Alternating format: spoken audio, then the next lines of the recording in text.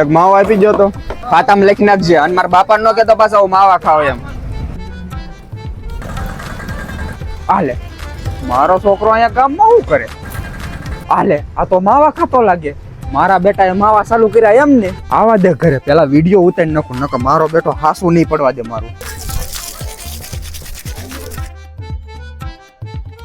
આય ઘરે હવે તારી રિમોટ લઉં જો તું. ક્યાં ગયો થો? ગામમાં ગયો થો.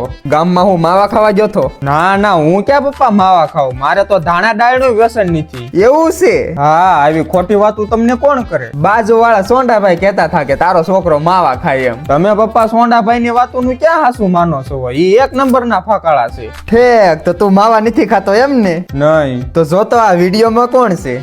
હું જ છું. પણ પપ્પા ઈ તો હું મીઠો માવો ખાતો હતો. મીઠા માવામાં સૂનો ને તમાકુ નાખવાના આવે? નહીં. તો તું જો આ વિડીયોમાં તું સૂનો ને તમાકુ નાખે છો. જો પપ્પા AI થી વિડીયો બનાવેલો છે.